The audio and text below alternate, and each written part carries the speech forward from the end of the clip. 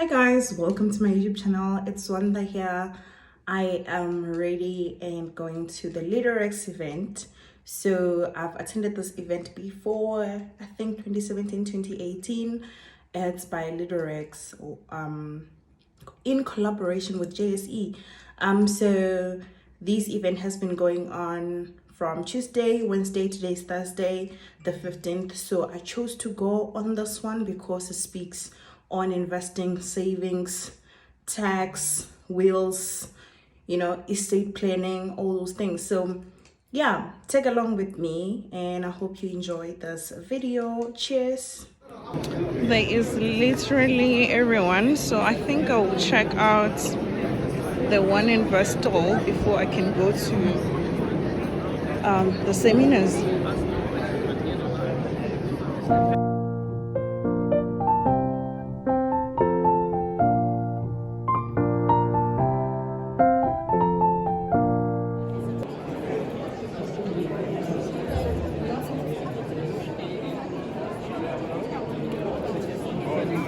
I think the third one, which is really magic, and it's probably underlooked, and there's not a lot of research around it, is rebalancing. A portfolio needs to rebalance on a regular basis. And you really need to think about what the market does over time. The market is volatile in the short term. It gives and takes. And when the market gives,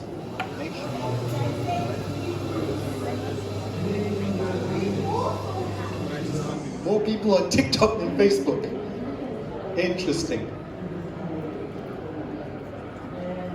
Who owns an electrical vehicle? Hello? You don't have a Tesla? Nobody. What's my point when you're thinking about investing? It's maturity versus opportunity. Where are you going to put your money?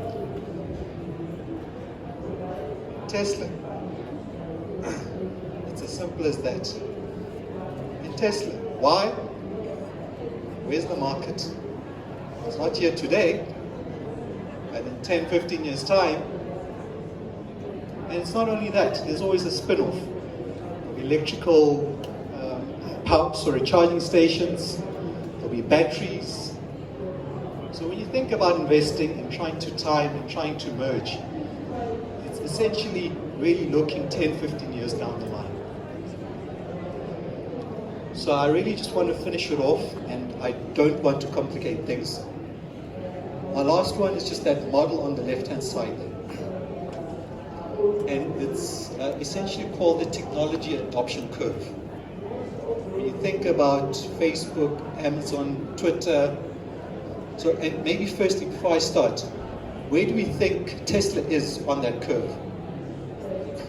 It's early adopters, innovation. It's on the far left for some, far right for others.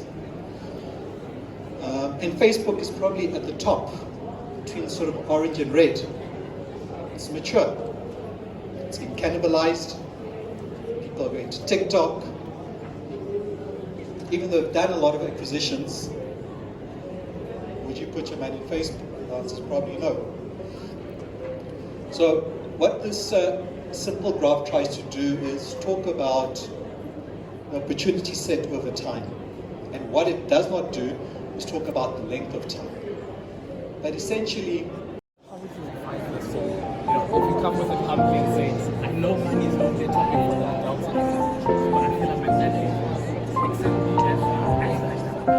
I really just want to highlight a couple of things that, in my experience working with many financial planners, I'm not a financial planner myself anymore, an active one, but I help and support financial planners, and that's my role. So I'm going to take you through a couple of things and hopefully share with you some of my thoughts and ideas and things that I've seen, specifically from a tax point of view, that we need to consider, right? I've got too many things in my hands, here we go. So what is the goal when we retire, right? Or even if we think about retirement, there's always a goal. And for some people it's a lifestyle, for some people it's simply an amount of money, and they'll figure out what they're going to do with that money once they get there, and then hence maybe the hesitation why your hand doesn't go up when I ask, are you within 5 years of retirement? Because you're not sure if you can retire, right? So different people have different approaches to this. But for me, I think about the water tank, all right? So I think after the last few years, we all have become accustomed to having a water tank at home. And the whole idea is to get as much water in that water tank as possible.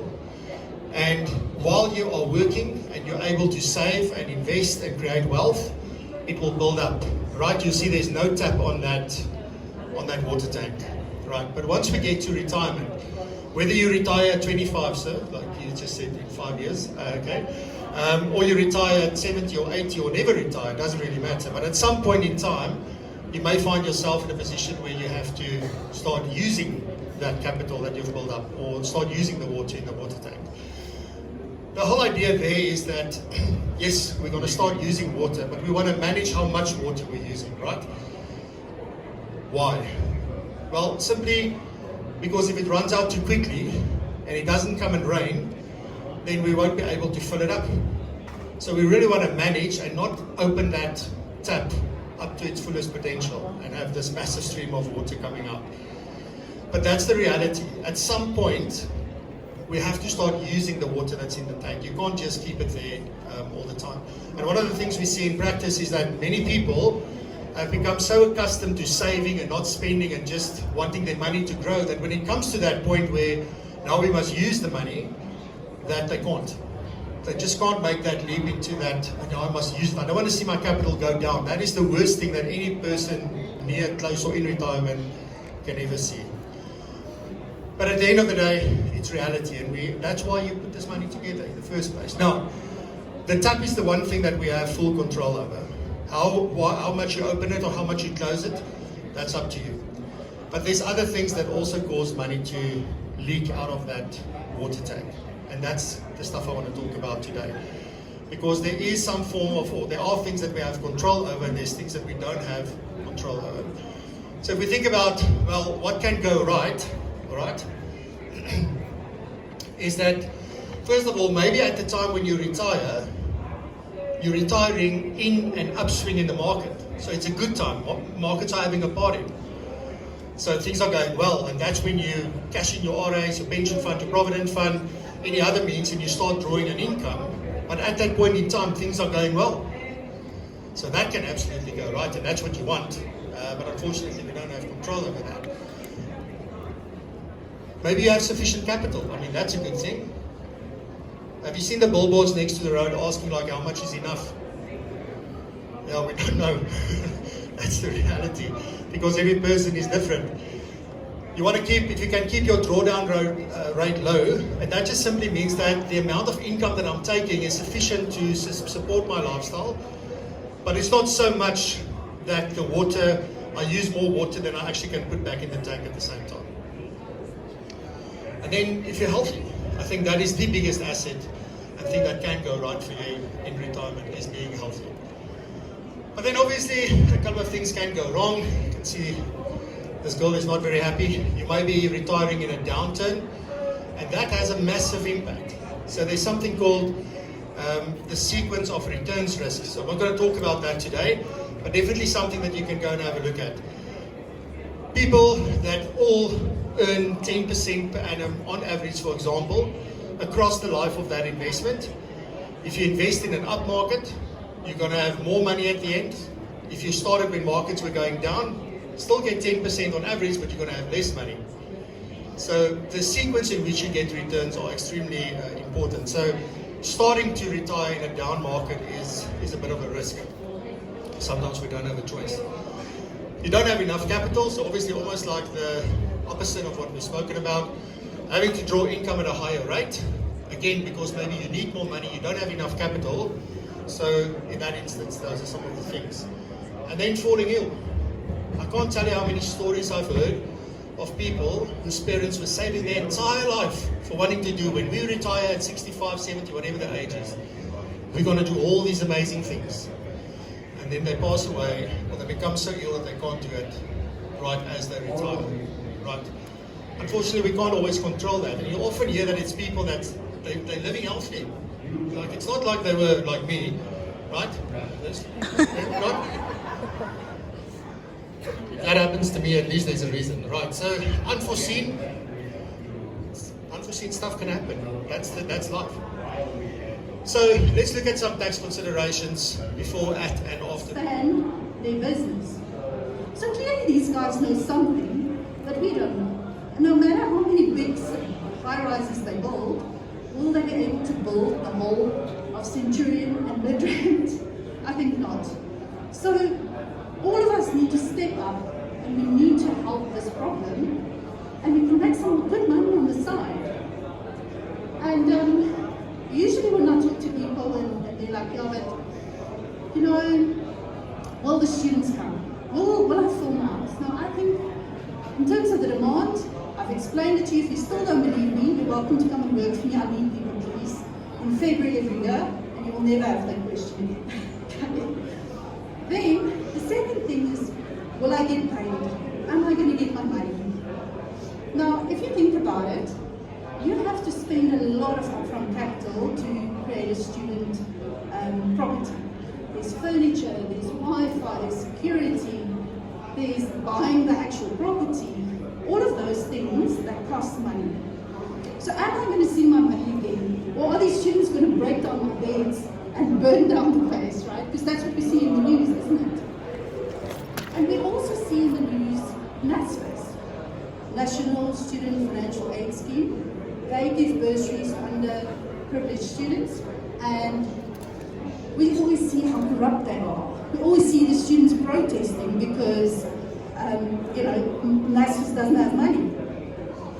Yet, I would argue that you all remember the student protest fees before, right? So I would like to argue that the government cannot, for the stability of the country, just take away those bursaries. Today it's there, tomorrow it's gone. Can you imagine the chaos that will erupt? And that funding will always be there. Is it a Porsche? Is it a German car? Very efficient? No, it isn't. And yes, there's pains and there's issues and there's fights, but eventually you do get your money. So the event went very, very well. So amazing. I attended so many sessions and they were also productive. I think what was the highlight for me was the smart beta and alpha beta ETFs, like the new evolution of ETFs. That was really mind-blowing, to just have an insight on possibly where ETFs are going in the future. So yeah, thank you guys for watching. Yeah, and for those who got the tickets from me, I hope you found it very beneficial. Cheers.